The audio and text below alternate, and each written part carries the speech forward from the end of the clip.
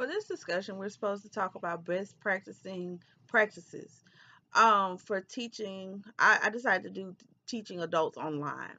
The first best practice that I researched was create a supportive online course community.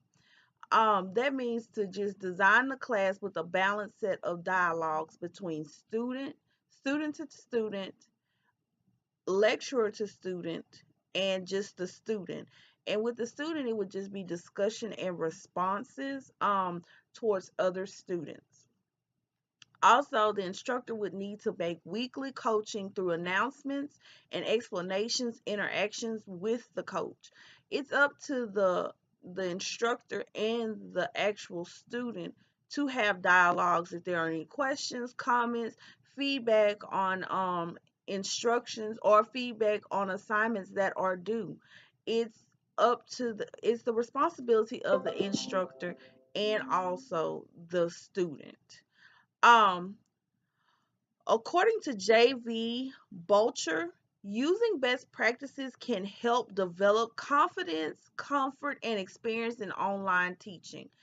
If it's your first online class that you are teaching, it's best to go over your best practices to know what is the best way to have a successful class with your students. Some learners report that they do feel isolated in online learning environments. Feeling isolated in online learning environments, I've had that happen before where you're not really getting any feedback from your instructor, or it's taking 3 weeks to get a feedback from an assignment that actually coincides with another assignment that's due at the end of the semester. I've had that happen to me before. The second best practice I would like to talk to you about is using synchronous and asynchronous activities within the actual activities that we'll be doing during the lesson. Just like us working with this ISD report, it was our responsibility to use um whatever it was, if it was Google Documents or Skype, to actually meet with each one of our group members to come together and bring our ISD report together.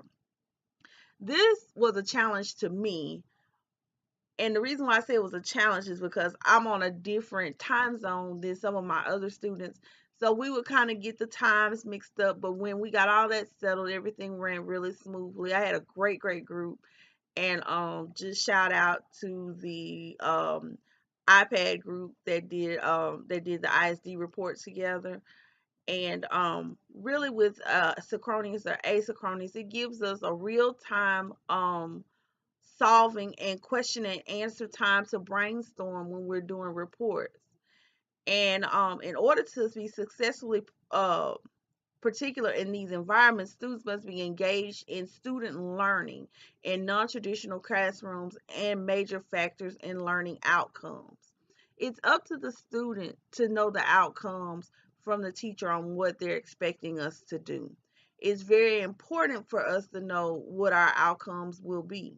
It's very important for us to be able to engage in the lessons, and also be able to know our lessons if we have any, and that goes back to the first best practice, just having that open communication with your instructor.